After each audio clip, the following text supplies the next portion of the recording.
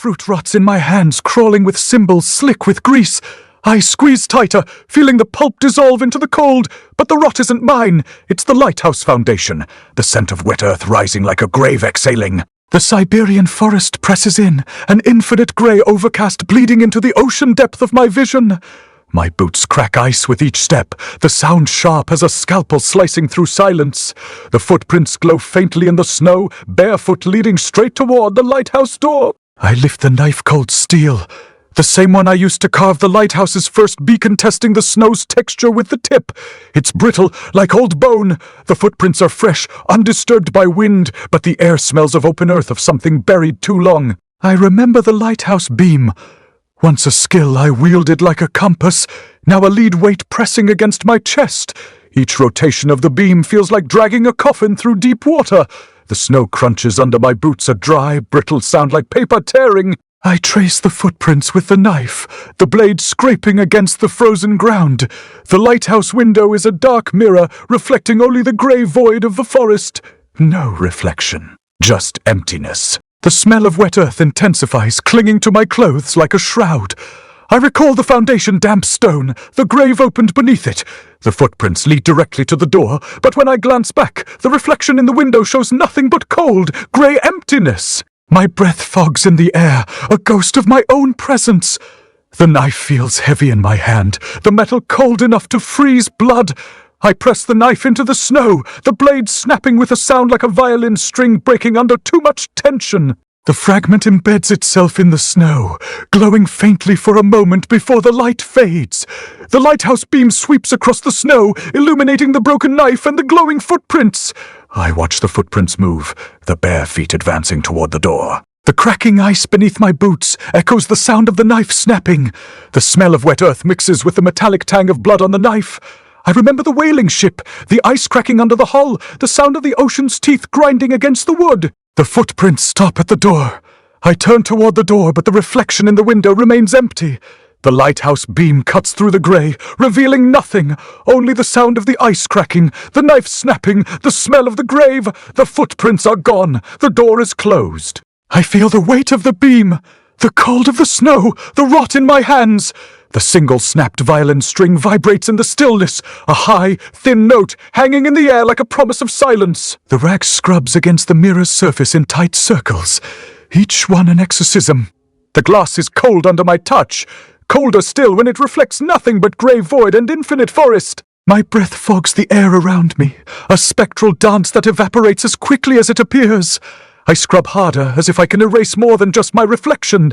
The wet earth smell intensifies with each pass of the rag, cloying insistent like a grave robbed open. The ice outside cracks under its own weight, echoing through the lighthouse like gunshots underwater. Each crack is another bead of sweat on my brow, another chill down my spine. The mirror's surface shimmers beneath my frantic scrubbing, not with my reflection, but something else, something forgotten. I lean in closer, breath held tight behind clenched teeth. The image resolves slowly, like a photograph developing in chemicals. It is me, but it isn't. This Theo is younger, hands stained dark with something thicker than water. My heart pounds against my ribs, each beat echoing the cracking ice outside. My adult logic screams at me to stop scrubbing, but I can't tear myself away from this younger face staring back at me through time and glass. The harpoon in his hand is old, its metal edge worn down by years of use, decades even. It is a whaler's tool, not something a lighthouse keeper would own. A memory stirs deep within my mind, murky as the ocean depths outside. Grandfather used to tell stories about whaling, his voice booming like thunder in our tiny cottage. He spoke of harpoons and blood-red seas, of hunting leviathans under endless grey skies just like this one. But he was lost at sea before I could inherit any of it. The mirror's surface shimmers again, splitting along a line that wasn't there moments ago. The crack snakes across the glass with a sound like tearing parchment, echoing the cracking ice outside and setting my teeth on edge. My reflection, the younger Theo holding grandfather's harpoon, disintegrates into fractured light. I stumble back from the mirror, hands trembling as they clutch at empty air.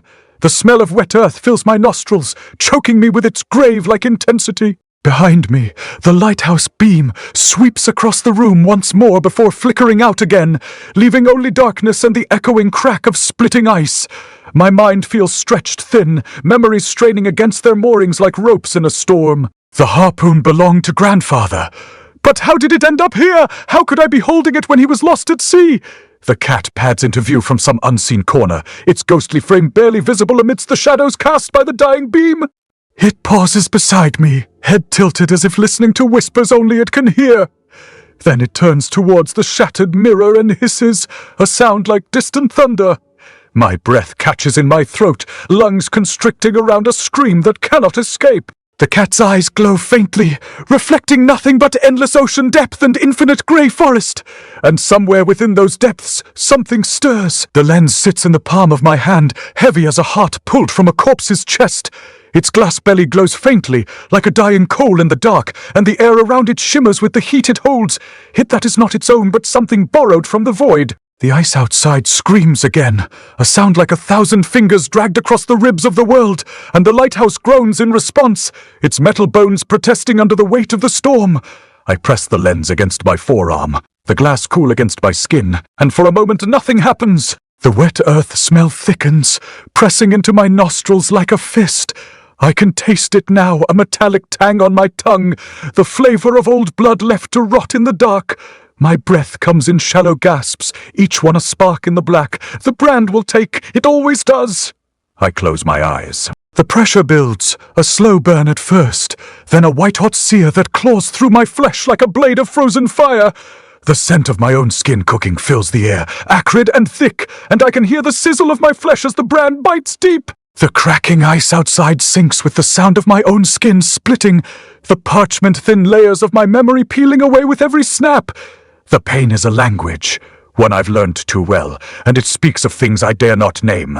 My vision swims, the edges of the room blurring into the grey abyss beyond the window. The beam of the lighthouse flickers, a dying star clinging to existence, and for a moment the world outside is nothing but a vast, featureless expanse of white, as if the earth itself has been scrubbed clean of all memory. Then a child's voice, thin and distant, whispers through the dark, "Fuitian, do it again." The brand fades. My eyes snap open. The lens is cold in my grip, the glass fogged with my breath. My forearm is smooth, unmarked, the skin unbroken, but the memory lingers, a ghost pressed against my ribs. I am standing on a shore now, not in the lighthouse, but in a place I haven't seen in years, a place that smells of salt and rotting kelp, of tide pools left to bake under a sun that never moves. The sky is the same grey, endless and suffocating, but the lighthouse here is small, a child's toy compared to the towering monolith I tend now. My hands are smaller too, my body lighter, the weight of adulthood stripped away like wet skin. I am 12! The wet earth smell is stronger here, cloying and wet, like a grave dug up in the rain. My bare feet press into the sand, and the grains shift beneath me, cold and damp, as if the tide has only just receded. The brand is still there, though, faint, but present, a ghost of a burn on my forearm. I flex my fingers, and the memory of the lens's heat lingers, a phantom ache. The cracking ice is gone. In its place, the sea hisses against the rocks, a sound like steam escaping a broken kettle. Somewhere in the dark, the cat watches. I don't turn to look. A voice, not mine. Not the voice of the man I was moments ago, but the voice of the boy I am now, speaks from the edge of the water. Again, you have to do it again. The wind carries the words, and the sand shifts under my feet, as if the earth itself is holding its breath. I don't move. I can't. The silence is worse than the cracking ice. It presses in on me, a weight that isn't just in my ears, but in my bones, in the marrow of my limbs. The sea is still, the sky is still, even the lighthouse beam, which should be sweeping across the water in its endless arc, is frozen in place, a thin line of light cutting through the grey, and then a sound. Not the crack of ice, not the hiss of the sea, but something else. Something like a violin string snapping, high and sharp and final, ringing through the air before it dies. The sand trembles, the water stirs. The brand on my arm pulses, a faint heat, a memory of fire. I look down, the brand is gone. But the sand beneath my feet is wet, and the cat is there. Its ghostly frame is a shadow against the grey, its eyes reflecting nothing, its mouth open in a silent scream. It does not hiss, it does not move, it only watches, and the water at my feet begins to rise. The cat's eyes are like twin moons in the gloom, glowing with an otherworldly light that seems to pulse in time with my own heartbeat. The cracking ice outside echoes through the room, each snap resonating deep within me, a symphony of agony that I can't help but feel is somehow connected to this creature before me. I hold out my hand, palm up, and watch as the insects, small, black things like living grains of pepper, scuttle across my skin. They're cold, their tiny legs prickling against my flesh, and for a moment I'm repulsed by them. But then the cat's eyes flicker, that sound like a snapped violin string ringing through the air, and I remember, the memory is sharp, as if it happened yesterday instead of decades ago. Mother, in her rocking chair, hands folded over her swollen belly, face pale but for 2 spots of color high on her cheeks. Father hunched over his desk, quill scratching across parchment with a sound like crickets mating, and me huddled by the fire, watching as the cat, a different one then, not this ghostly frame, pounced and played with the shadows cast by the flames. I close my fingers around the insects, feeling their tiny legs writhe against mine before they still. The smell of wet earth is thick in my nostrils now, cloying almost like a grave opened too soon after burial. I can taste it on my tongue, metallic and sour, and I wonder if this is how the dead taste when they rise. The cat's eyes never leave me as I bring my hand to its mouth. Its lips part, revealing teeth that are more bone than flesh, yellowed like old parchment left too long in the sun. It doesn't hiss or snarl, it simply opens its jaws and waits. I tip my hand, letting the insects fall into its maw. They're swallowed whole, disappearing without so much as a chewing sound. The cat's eyes flicker again, that snapped violin string echo resonating through me like a physical touch. I feel something shift inside me, a piece of myself sliding into place, and I know, it knows this isn't just an ordinary cat, it can't be. No creature so mundane could have such power over memory, over time itself. This is something else entirely, a curator perhaps, selecting which parts of my mind to save in some unknowable archive. The cracking ice outside slows now, each snap echoing further apart until they're almost indistinguishable from the distant rumble of thunder. The cat's eyes begin to fade too, their glow dimming like stars at dawn, but I can still feel them on me, watching, waiting. My fingers twitch, and for a moment, a brief, terrifying moment, I swear I feel something else there besides my own flesh, something small, hard, cold, the lens perhaps. Or maybe it is the memory of the lens, its glass belly glowing with heat, that isn't its own but something borrowed from the void beyond comprehension. The cat turns away then, slinking back into the shadows where it belongs. Its eyes are gone now, swallowed by the dark like stars falling out of existence. And I'm left alone again, my hand still outstretched as if frozen in time, insects trapped forever beneath my skin. I lower my arm slowly, feeling each bone creak back into place with a sound like dry twigs breaking underfoot. The smell of wet earth fades too, replaced by the sterile scent of metal and oil, the lighthouse's breath, cold and unyielding even in this endless grey overcast sky. The beam sweeps across my face then, its light harsh against my skin after so long in shadow. It flickers briefly, a dying star clinging to existence. And for a moment I'm reminded of myself standing on that shore again, watching as the brand fades away like ink washed clean by rain. But this time there is no voice whispering through the dark, no child's plea echoing across the water. Just the silent watch of the cat, its ghostly frame barely visible in the gloom, and the slow drip-drip of something wet falling onto stone, a sound like a clock ticking down to eternity. And then a snap, not ice this time but wood, the front door splintering under some unseen force. The beam jerks suddenly, its light wavering across the room as if searching for something lost in the dark. And I know, I've always known, that whatever is coming next won't be gentle. The cat's eyes flicker once more before they fade completely, leaving behind only empty shadows and a sound like a snapped violin string ringing through eternity. I reach for the wick, my fingers brushing against something unexpected, a softness where there should be rigid fiber. It yields beneath my touch like warm wax, and when I pull it free from its metal housing, it is not a wick at all, but a small misshapen lump of something. The cracking ice outside echoes through the room again, each snap resonating with an almost human-like cry that sets my teeth on edge. The sound is like wet bone breaking underfoot, a sound I know too well from my time here in this god-forsaken place, and it sends shivers down my spine that have nothing to do with the cold. I hold the lump up to the dim light filtering through the window, turning it over in my hands as if inspecting some strange artifact unearthed from a grave. It is yellowed and misshapen, like melted wax left too long beside an open flame. But there is something familiar about it too, something that tugs at the corners of my memory but refuses to come fully into focus. The smell of wet earth is thick in my nostrils now, cloying almost, as if the grave has opened wider and begun spewing forth its rotted innards onto the floor around me. I can taste it on my tongue too, the metallic tang of decay paired with something sweeter, like spoiled honey left to ferment at the bottom of a jar. I squeeze the lamp gently between my thumb and forefinger, feeling something shift inside it, a small, hard kernel that grates against bone before popping free from its waxy casing. It falls into my palm then, this tiny seed of memory, glinting dully in the half-light like some ancient coin unearthed by time itself. The cracking ice outside slows now, each snap echoing further apart until they're almost indistinguishable from the distant rumble of thunder, a sound that seems to be growing louder, more insistent with every passing moment. The cat's eyes begin to fade too, their glow dimming like stars at dawn swallowed by an ever-encroaching darkness.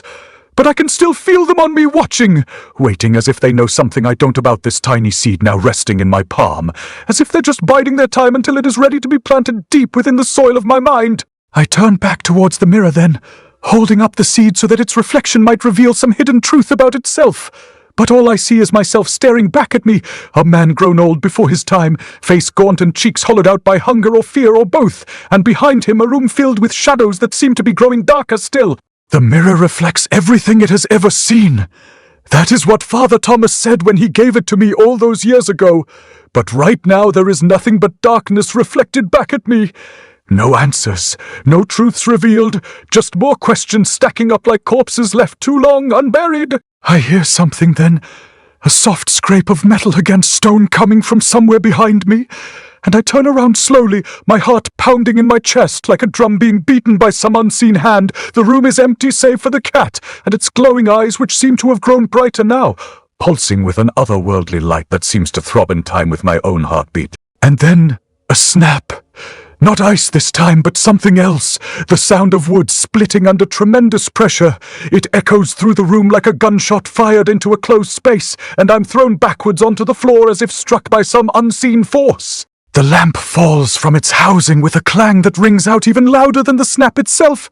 A bell tolling for me, perhaps, announcing my own impending doom.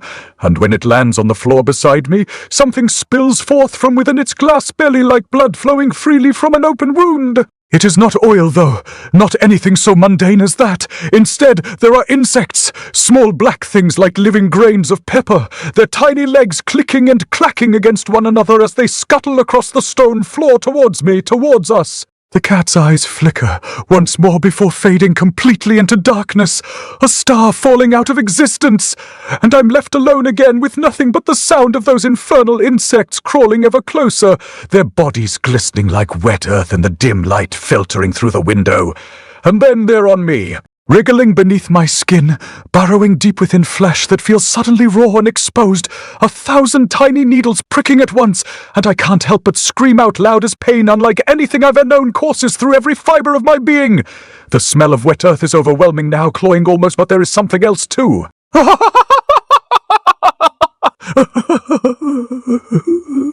Or perhaps it is the taste of blood, metallic and warm on my tongue. It doesn't matter anymore because everything has begun to swim before my eyes, the room spinning wildly around me as if I'm trapped within some whirling dervish dance, and all I can do is lie here helpless while those glowing footprints continue their inexorable march towards the front door, and then a snap. Not ice this time, but wood, the front door splintering under some unseen force, as something or someone tries to break its way inside.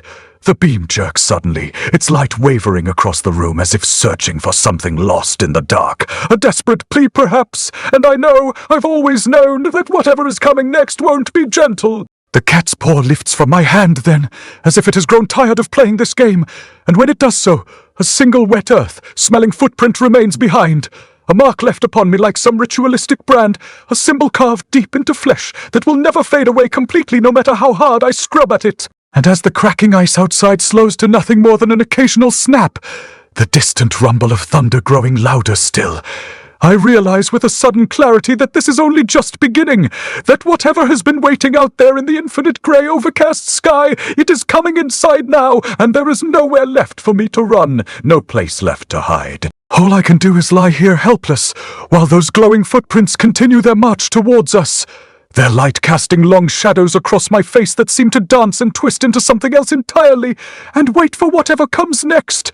Wait for the end of everything I have ever known or loved, or feared, because after all, isn't this what we've been building up to since the very beginning? The cat's eyes are gone now, a darkness swallowed by more darkness still, but I can feel them on me nonetheless, watching, waiting, as if they too know that soon enough it will be time for us all to face judgment together. The parchment crackled, a brittle counterpoint to the insistent thump, thump, thump of the ice against the lighthouse's stone foundation. It wasn't a gentle settling, it was a deliberate percussion, a heartbeat echoing the frantic pulse hammering against my ribs. The confession felt wrong, even as the ink bled into the rough-hewn paper. Each word, each admission of failure, felt like another layer of ice adhering to my soul. I'd written it by the dim light of the sputtering lamp, a desperate attempt to unburden myself to offer something twenty, anything twenty to the void that seemed to be pressing in from all sides. The smell, it intensified. Not just the usual damp stone and brine, but a cloying, suffocating scent of wet earth. The kind that clings to the inside of a tomb. It wasn't subtle anymore. It was a physical weight in the air, pressing down on my chest, stealing the oxygen from my lungs. I could almost taste it, a gritty film coating my tongue. The wick sputtered, threatening to extinguish itself, and I leaned closer, shielding the flame with my hand. The words swam before my eyes, blurring into a meaningless jumble of guilt and regret. Father Thomas would have known what to do, I thought, the memory a sharp pang of loss. He'd understood the weight of the sea, the burden of the light, the darkness that lurked in the spaces between. He'd known how to navigate the treacherous currents of the soul. I watched as the first tendrils of flame licked at the edge of the parchment. The ink hissed, releasing a puff of acrid smoke that stung my nostrils. It wasn't just burning paper, I realized with a sickening lurch. It was burning from something else of something more. The smell of wet earth intensified again, pressing down, filling my head. As the flames grew, they didn't just consume the paper. They twisted, contorted, taking on a strange, unnatural form. It started subtly, a flicker of recognition in the dancing light, then it became undeniable. The shape of the lighthouse beam itself, projected onto the burning parchment, a ghostly replica of the very thing I felt responsible for protecting. A column of light, a promise of safety, now consumed by the very thing it was meant to illuminate. The thump, thump, thump of the ice grew louder, faster, a frantic drumbeat urging me on. It felt like the lighthouse itself was pleading, demanding release from this suffocating guilt. I felt detached, observing myself from a distance, as if I were watching another man perform this bizarre ritual. My hands trembled, but I held the parchment steady, allowing the flames to devour it. The heat was intense, radiating outwards, prickling my skin. The air shimmered with the heat haze, distorting the shapes in the room. I could feel the sweat beading on my forehead, trickling down my temples. The cat, a spectral shadow in the corner, watched with its unnerving, unwavering gaze. Its eyes, usually pools of inky blackness, seemed to glow with an inner light, reflecting the dancing flames. A low, guttural rumble escaped its throat, a sound that wasn't quite a growl, nor a purr, but something else. I thought of my father, a man weathered by the sea and haunted by his own demons. He taught me the rhythm of the tides, the language of the stars, the importance of keeping the light burning. But he hadn't taught me how to carry the weight of the darkness. The parchment continued to burn, the image of the lighthouse beam growing clearer, more defined as the paper disintegrated. It was a grotesque parody of salvation, a visual representation of my own failings. The smell of wet earth became almost unbearable, filling my lungs, choking me. I felt a pressure building in my head, a throbbing ache behind my eyes. Then, with a sudden violent shudder, the parchment was gone, reduced to a pile of ash that swirled and danced in the flickering lamplight. But the smell remained, clinging to the air, a persistent reminder of the darkness within. And then a sound, not the thump, thump of the ice, nor the hiss of the flames, but something new, a high-pitched, keening wail like a child crying. It wasn't loud, but it resonated deep within my bones, a vibration that seemed to shake the very foundations of the lighthouse. The cat shifted, its eyes narrowing, its body tensing. It let out another rumble, this one laced with something akin to fear. The air grew colder, the shadows deeper. The light from the lamp seemed to dim, struggling against an encroaching darkness. I stared at the pile of ash, the last vestiges of the confession swirling upwards, carried on a draught I hadn't felt before.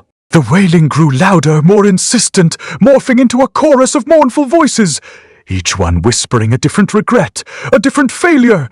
The ash began to coalesce, to reform, not into parchment, but into something else, something small, fragile, and undeniably human. A tiny wailing infant formed from the remnants of my guilt, its face contorted in a silent scream. It was a grotesque mockery of life, a physical manifestation of the darkness I'd tried to exorcise. The thump-thump-thump of the ice stopped abruptly. Silence descended, heavier than any darkness I'd ever known, and the infant formed from my own confession looked directly at me, its eyes filled with an ancient, unbearable sorrow. The floor beneath me was slick with something dark and sticky, the cold seeping through the wool of my trousers as I dragged myself forward. Each movement sent a fresh wave of nausea churning in my gut, but I couldn't stop, couldn't look away. The mirror hung before me, its surface no longer a faithful reflection, but a living thing, pulsing with a sickly vein like light. It wasn't glass anymore. It was sufet skin, stretched taut over something that writhed just beneath. The smell hit me first, a rotten sweetness, thick as syrup, clinging to the back of my throat. It wasn't wet earth anymore. It was swinblood, the copper tang of it so sharp it made my eyes water. The air hummed with it, heavy and suffocating, like the moment before a storm breaks but never does. My fingers trembled as I reached for the frame, the wood slick beneath my palms. The cat wasn't there anymore, only the sound of its fur, a whisper of static against the floorboards. Like the last breath of a dying radio, I pressed my forehead against the glass. My reflection wasn't mine. The face staring back was round, swollen with tears, the mouth a lipless slash of pink. Tiny hands, fingers splayed like starfish, pressed against the surface as if trying to push through. My Thuyon hands, my foodie waste, but not anymore. The mirror didn't show me as I was. It showed me as it wanted me to be. A child, a thing without memory, without sin, without the weight of the sea pressing down on my ribs. The reflection form moved. Its lips parted, and a sound came out. Not a word, not a cry, but something deeper, something that vibrated in my bones. It wasn't human. It was the sound of ice, cracking underfoot, the snap of a violin string stretched too thin, the thump-thump-thump, the lighthouse's heartbeat when the light goes out. My own breath hitched, and the reflection mimicked me, its chest rising in a shallow, ragged gasp. I jerked back.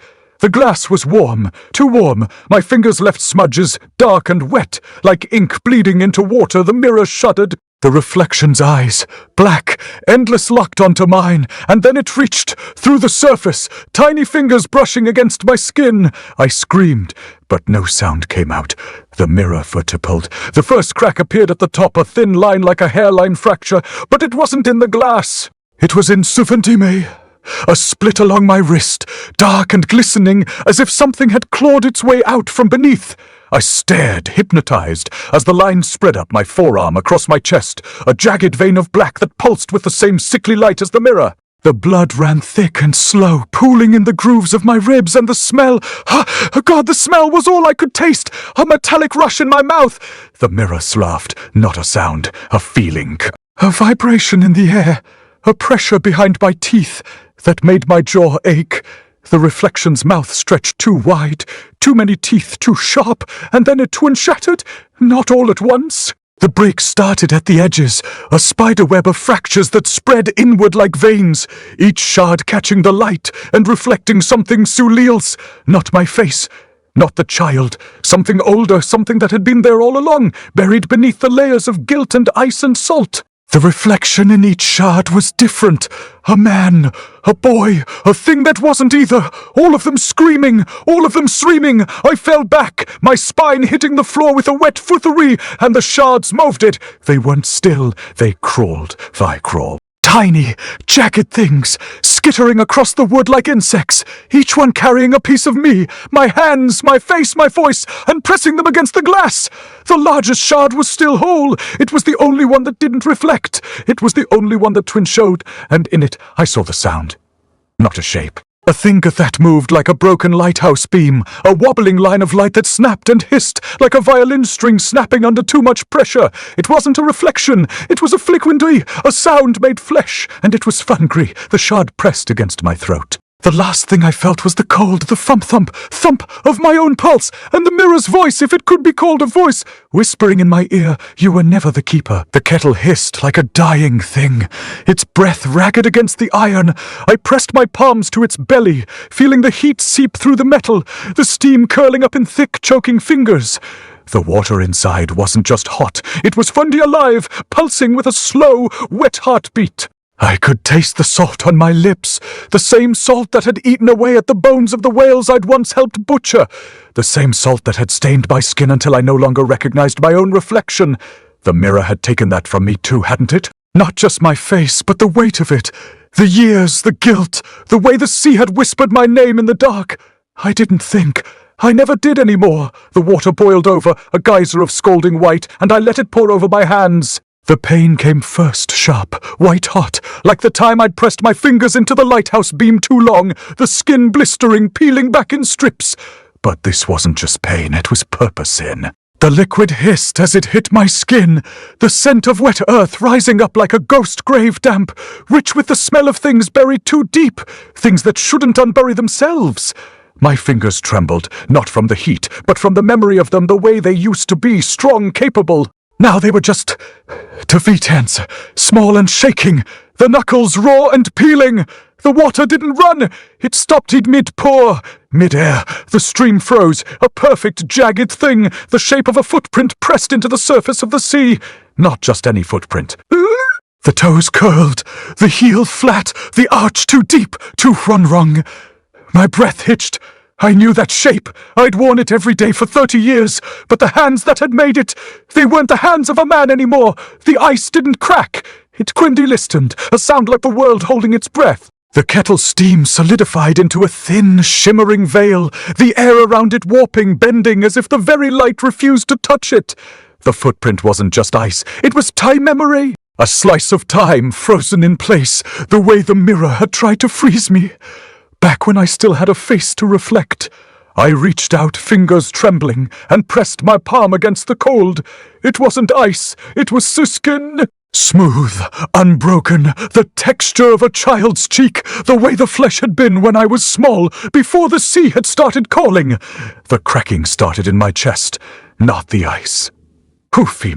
A sound like the hull of a ship splitting under the weight of the tide, like the groan of the lighthouse beam when the storm winds howled through the rafters. I gasped, my ribs expanding too wide, too fast, the seams between them groaning, protesting, the footprint Twimov-D, not the iceberg, the shape. The toes curled inward, the heel pressing deeper, the way a child might stomp in frustration, the way I had when I was small, when the world was still big enough to scare me. I fell to my knees, the floor was wet. Not from the spilled water, from between me. The blood had come back, slow and thick, pooling around my fingers, the scent of it rising up like the wet earth, like the grave I dug for myself years ago. I pressed my hands to the wood, feeling the grain beneath my palms, the way it had always been rough, always been shriereal, but the blood wasn't mine. It was the mirrors, it was the seas, it was the sound of the lighthouse door closing, the last light going out, the way the world had done it for me when I was small, when I didn't know how to keep it open. The footprint melted, not all at once, not like ice in the sun, like a wound sealing itself, like the last breath of a man who's given up on living. The edges softened first, the toes blurring, the heels sinking into the wood, the way the tide does when it retreats. The sound came last, a deep, resonant do-do-do, like the door of the lighthouse swinging shut, like the final note of a violin string that's been stretched too far too long until it snaps. The water rushed back into the kettle, the steam hissing as it met the heat, the scent of wet earth rising up again, thicker now, richer, like the grave had just opened beneath my feet. I was small again, not in body. In Fudimintoi, the memories were still there, buried deep, but they weren't mine anymore. They were Fricker's. The child's, the one who had watched from the mirror, the one who had screamed when the sea took her voice, the one who had tried to push through the glass and never could. I looked down at my hands. They were small, too small. The fingers ended in blunt, rounded tips, the nails still soft, still unbroken. I flexed them, watching the blood pool in the creases, watching the way it ran, thick and slow, like the tide. The kettle hissed, not with steam, with laughter, a sound like the sea, like the wind through the rigging, like the last gasp of a man who's just realized he's already dead. I didn't turn around. I didn't need to. I could feel it. The cat, not the ghost of one, the forial one. The one that had been eating the insects, the one that had been whispering in the dark, the one that had been shrink-curating me piece by piece, memory by memory, until there was nothing left but the child, the thing that had been buried beneath the guilt and the salt and the sound of the lighthouse door closing. I pressed my fingers to the blood. It was warm. Too warm. The same warmth as the mirror. The same warmth as the sea when it rises up to take you. The cat's fur brushed against my cheek, a whisper of static of the last breath of a dying radio. I didn't scream, I didn't move. I just listened. And then the world went quiet. Not the quiet of the grave, the quiet of the lighthouse. The moment before the light goes out, the moment before the sea takes you, the moment before you realize you were never the keeper. The fur slid through my fingers, a phantom weight. Not the coarse rasp of a grown cat, but something finer, softer, like the down on a fledgling bird. I reached again, small hands grasping, the knuckles still rounded, the nails blunt, the blood drying to a crusty film on the wood floor. It smelled like damp leaves, like the earth after a heavy rain, a smell that clung to the back of my throat, thick and cloying. I wanted to hold it, to feel the warmth against my skin, to anchor myself to something real, but it was gone.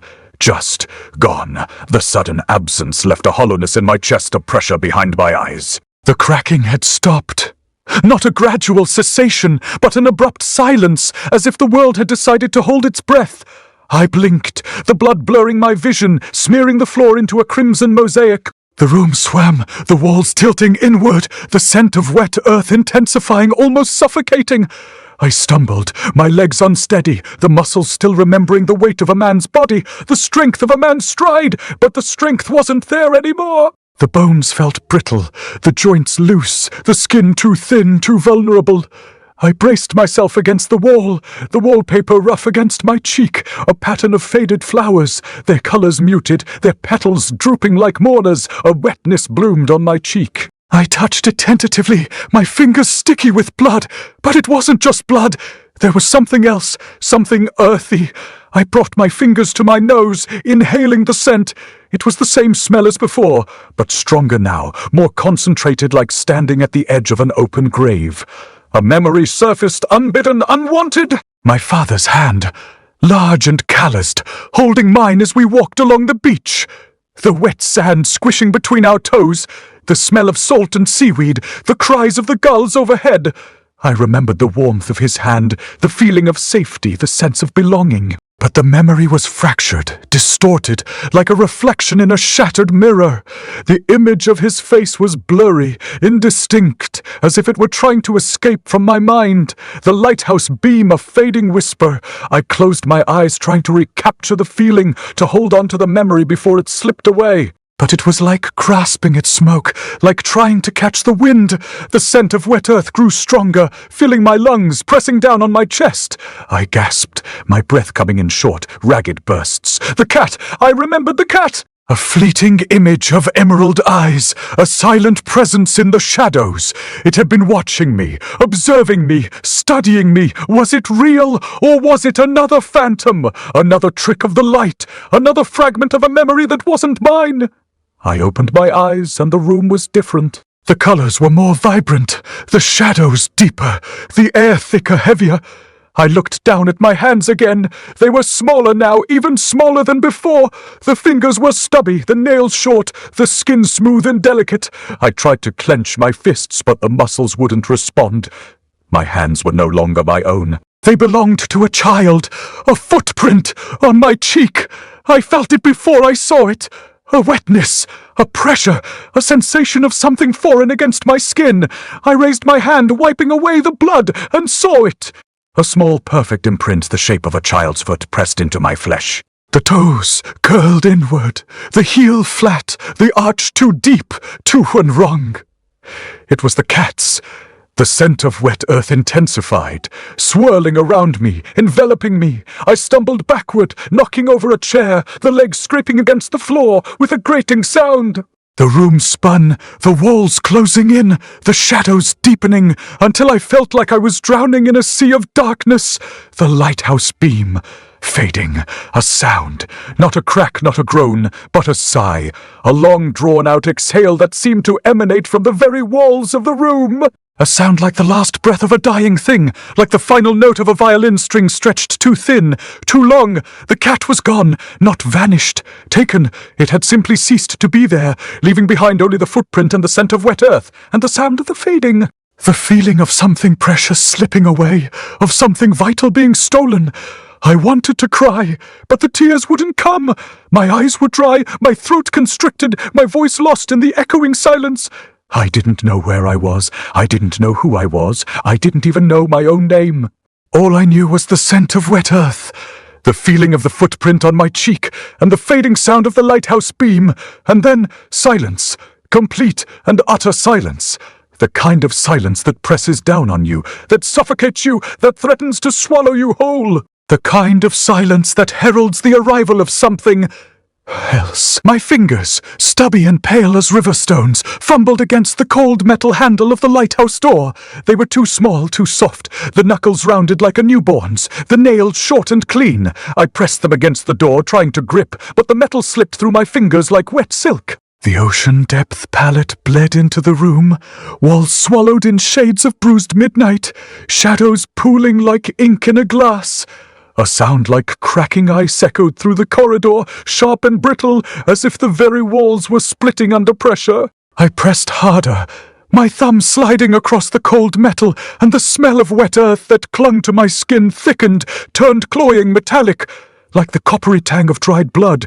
It was everywhere now, seeping from the floorboards, rising from the door itself. I blinked, the blood blurring my vision, smearing the wood into a streaked, crimson pattern. The door handle resisted, then gave way with a sound like a bone snapping under a boot. My fingers, impossibly small, curled around the handle, and I pulled not to open it, but to close it. The door began to swing shut, the frame too narrow for my hands to fit through. I felt the pressure of the wood against my skin, the rough grain of the door pressing into my palms as I pulled harder. My fingers stretched the handle, the metal biting into my soft flesh, and then click-I. The door slammed shut with a sound like a baby's breath, a tiny wet sigh that echoed in the hollow of my chest.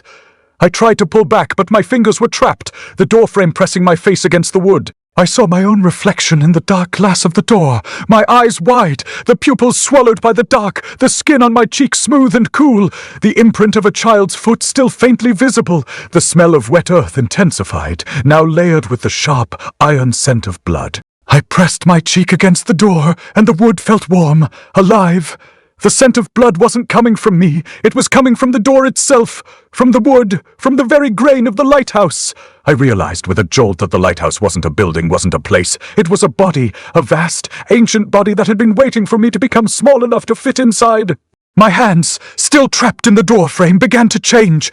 The skin on my fingers turned pale, almost translucent, like the skin of a fish. The nails softened, the edges blurring into something smooth and wet. I tried to move my fingers, but they felt stiff, thick like they were swelling with water. The blood smell became overwhelming, thick and warm, and I realized the wet earth scent wasn't just in the air, it was coming from my hands. My skin was becoming damp, like the earth after rain, and the blood scent was rising from the palms of my hands. I stared at my fingers, and the ocean depth palette deepened around me. The walls seemed to breathe, the shadows stretching and contracting like the tide. The doorframe pressed my face against the wood, and I could feel the grain of the wood beneath my cheek, rough and warm. The wet earth smell became the blood smell, and I knew the lighthouse was not a place. It was a body, and my hands were becoming fruit. I could feel the softness of my skin, the way it was turning to something smooth and wet, like the skin of a peach. I tried to pull my hands free, but the door wouldn't budge. My fingers were stuck, the wood pressing into my palms, and the blood scent was everywhere. I could feel the wet earth smell seep into my skin, and I knew I was becoming part of the lighthouse, part of its body. The lighthouse door clicked shut with a sound like a baby's breath.